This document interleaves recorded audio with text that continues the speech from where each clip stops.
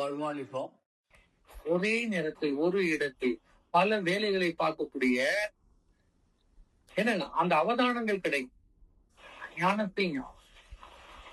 நீங்க அதுக்காக ஓடணும் சாடணும்லாம் இல்லை. ஒரு இடத்துல ஒரு பொண்ணை கூட்டிட்டு போயிட்டாங்க. எங்கன்னு தெரியல. போலீஸ் எல்லாம் சொல்லியாச்சு. எல்லா இடம் எங்க கொண்டு போயிருக்கான்னு தெரியல. எங்கிட்ட வராங்க. வாங்க நம்ம போவோம். நான் ஒரு இடத்துக்கு சொல்லி கூட்டிட்டு போறேன்.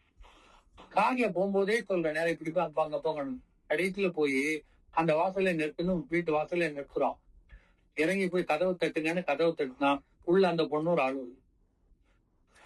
எந்த மேப்பை பார்த்து போனோம்? யார் கொடுத்தார்கள் சொல்லுங்க. எந்த சண்டை சச்சரவோ எந்த செலவோ இல்லாம ஞானத்தை நம்ம உடம்புலயே இருக்குது. நீங்க அதுக்கு சொல்லிட்டா போதும். செர்ச்சிங் எங்க இருக்குதுன்னா உள்ளுக்குதான் இருக்குது. அந்த செர்ச்சிங்ல போய் நீங்க மேப்பை போட சொல்லிட்டீங்கன்னா மேப்பை போட்டுரும். ஆள் பேச காட்டுன்னா பேச காட்டிடும். அங்க பேசணும்னா பேசலாம். இதோட வாழ்க்கையில வேற என்ன வேணும்? இதை விட வாழ்க்கையில வேற என்ன வேணும்? கொஞ்சம் யோசிங்க. ஞானத்தினுடைய ஆற்றல் காட்டும் சொல். என் பொண்ணுக்கு வேலைக்கு இன்டர்வியூக்கு கம்பெனில நான் கேட்க போல அவரு சொல்றாரு, பாப்பாவை நம்ம ஆபீஸ்ல வேலைக்கு வச்சுக்கலாம். வச்சுக்கலாம். இப்போ இன்டர்வியூ கூப்பிட்டு போறதுக்கு யார் வர்றாருன்னா டிசி வர்றார், vice chairman of the international company. எங்க வர்றாரு? எங்க வீட்டுக்கு வர்றார். அவரு காரை ஓட்டிட்டு வர்றார். இந்த பொண்ணை கூட கூட்டிட்டு போறாரு. டிசி கூட்டு போறாரு இன்டர்வியூக்கு. Is not related. இதுக்கு முன்னாடி பிளான் பண்ணின்னு சொல்லல. ஆபீஸ் கூட்டு போறாரு. சும்மா ஒரு பேருக்கு ஒரு இன்டர்வியூ வைக்கிறாங்க, அப்பாயின்மெண்ட் ஆர்டர் கொடுக்குறாங்க. நாளையில இருந்து வாங்க பாப்பான்னு சொல்லி கூட்டு வந்து விட்டு போறாரு. இது எப்படி நடக்கும்? ரெக்கமெண்ட் வச்சா கூட சரி வாங்க சார் பாத்துக்கலாம் பாங்க. டிசி வரணும் இல்லையா? ஞானத்துல போகும்போது அரசனும் தாழ் பணிவான். இதைதான் பட்டினத்தார் நிரூபித்தார். நான் பொய் சொல்லல. எல்லா மகான்களும் இந்த வாழ்க்கை வாழ்ந்து அனுபவித்தார்கள். நம்ம ஞான பயணத்துல அதை அடையணும். பட்டினத்தார் ஆண்டி ஆயிட்டார். அப்ப கூட உள்ளவங்க எல்லாம் சொல்றார், ஒரு காலத்துல நீங்க போனா ராஜா உங்களுக்கு என்ன பண்ணுவான்? எழுந்து எவ்வளவு மரியாதை கொடுப்பான். ஏன்னா இவர் அள்ளி அள்ளி கொடுப்பார். ராஜா கோயில் குளத்துக்கு கொடுப்பார். நிறைய சிவன் கோயில் கட்டி இருக்கிறார். அவ்வளவு பெரிய வியாபாரி, வைர வியாபாரம். இப்போ இந்த பட்டினத்தார இவர் எப்படி இருக்காரு? ஆண்டியா ஒரு கோவணம் நான் கையில திருவோடு கூட இல்ல, ஒரு மரத்தடியில படுத்து கிடக்காரு. அன்னக்காவடின்னு சொல்லுவாங்க இல்லையா, அந்த மாதிரி எதுவுமே இல்லை. எல்லாம் விட்டுட்டு வந்துட்டார். கூட யாரும் கிடையாது. அப்படி இருக்கும்போது அவருக்கு தெரிஞ்ச ஒருத்தன் வரான். அவன் பாக்குறான், வணக்கம் சுவாமி, வணக்கம் ஐயா, என்ன இப்படி இருக்கிறீங்க? நாங்கெல்லாம் கொஞ்சம் உங்கள்ட்ட கேட்டுக்கிட்டு இருந்தோம். எவ்வளவு பேரு கொடுத்தீங்க, எவ்வளவு சாப்பாடு போடுவீங்க, நீங்க இப்படி கிடைப்பீங்களோ? நான் சோமாதான் இருக்கிறேன், நீங்கள் உங்கள் வழியை பாருங்க போங்கன்ட்டு. அவனுக்கு போகிறதுக்கு மனசு இல்ல.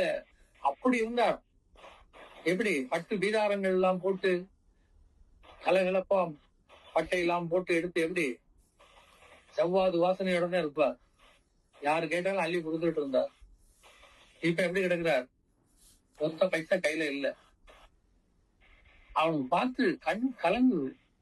அந்த நேரத்துல அரசன் வரான். அரசன் குதிரையில வரான். பாக்குறான். இவரை பார்த்த உடனே என்ன பண்ணிட்டான்? டப்புனு குதிரை விட்டு இறங்கிட்டான். இவரு காலுக்கு மேல் கால் போட்டு அப்படி பட்டு கிடக்குறார்.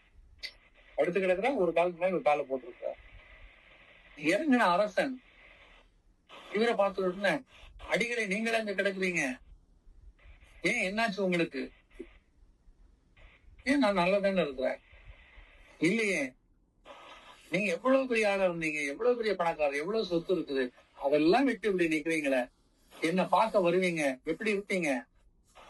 அப்ப பட்டினத்தார் சொன்னா, அப்போ நான் உங்களை பார்க்க வரும்போது நீங்க உட்கார்ந்து இருந்தீங்க, நான் நின்னுகிட்டு இருந்தேன். அவ்வளவு சொத்து சுகத்தோட இருக்கும்போது. இப்ப என்ன நீங்க பார்க்க வந்திருக்கிறீங்க? நான் படுத்து கிடக்குறேன். யாம் இருக்க நீங்க நிக்க. அவன் நின்னுட்டு பேசிட்டு இருக்கான். இவன் எந்திக்கவே இல்ல, மரியாதையும் கொடுக்கல, காலுக்கு மேல் கால் போட்டு கிடக்குறார். இப்ப இந்த நிலையில நான் இருப்பதற்கு என்னை வைத்தது ஞானம். ஞானத்தினுடைய மகிமை தெரியணும். இப்ப நான் ஞானத்தில் இருக்கிறனால தான் நின்றுட்டு இருக்காரு. இல்லைன்னா அரசன் இவன் எந்திக்கலன்னா உடனே வாழ எடுத்து வெட்டிடுவான், மரியாதை கொடுக்கலன்னு சொல்லிட்டு. நீங்க அப்படி கேட்கவே முடியல. ஏன்னா அவ்வளவு தைரியம் அவர்கிட்ட இருக்குது, அந்த உறுதிப்பாடு. அதுலயே பயந்துருவான். யோசிச்சு பாருங்க.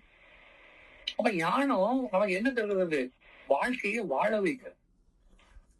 ஞானம் தான் வாழ வைக்க. நீங்க சம்பாதிக்கணும் காசுக்குன்னா வேண்டாம். ஞான சம்பந்தத்தை கோயில் கட்டுவதற்கு பணம் கேட்கிறாங்க, காசு வேணும். அவர் என்ன வேலைக்கே போறாரு? கோயில் கட்டுறது காசு கேட்கறாங்க, எல்லாருக்கும் போல நீனும் கொடுக்கணுங்கிறாங்க. சரின்றார். உடனே என்ன பண்ணா, காலையில குளிக்க போகும்போது குளத்துல போய் இறங்கி நின்று வானத்தை பார்த்து, என்கிட்ட காசு கேட்கறாங்க, நான் காசு கொடுக்கணும். அவருக்கு அது அசிரியர்கள சவுண்டு கேக்குது. காசு வச்சுட்டேன், படிக்கு மேல இருக்கு, படி காத்து இருக்கு, எடுத்து கொடுன்னு. குளிச்சுட்டு மேல ஏறும்போது படியில பார்த்தா, படியில ஒரு தங்க காசு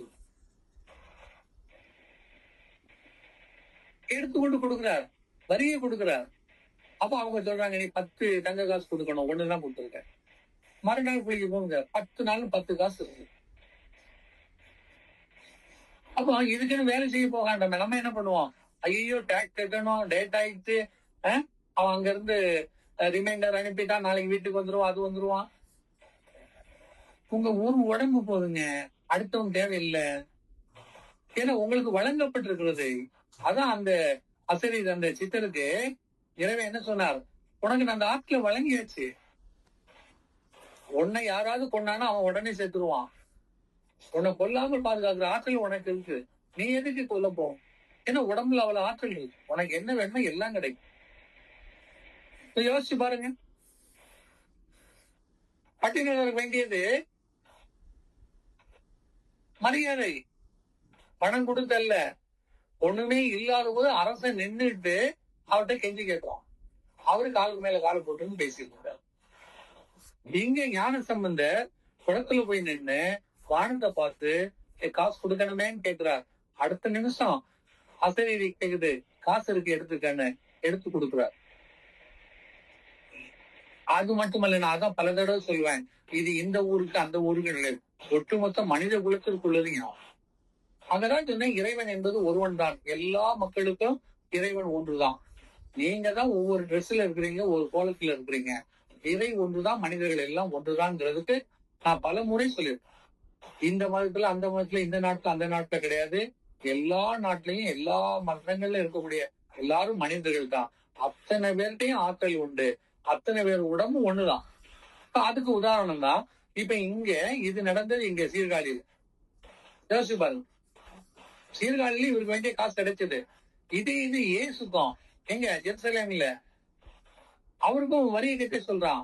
நாட்டுல இருக்கக்கூடிய அத்தனை பிரஜைகளும் தங்கள் வரியை கட்டணும், இல்லைன்னா நாட்டை விட்டு வெளியில வரக்கிறோம். அப்ப அந்த நாட்டில் இருக்கக்கூடிய குடிமகனான இவரும் பணம் கட்டணுமா வேண்டாமா? பொய் சொல்ல மாட்டாங்க, ஏமாத்த மாட்டாங்க. இது நீங்க மத்த வாழ்க்கையில இருந்தீங்கன்னா வரி ஏய்ப்பு பண்ணுவீங்க. ஃபாரின் காரை இறக்கிட்டு வரி கொடுக்காம கொண்டு வர்றதுக்கு என்ன பார்க்கணும்னு பார்ப்போம். இவங்கள நம்ம எல்லாம் அரசியல்வாதி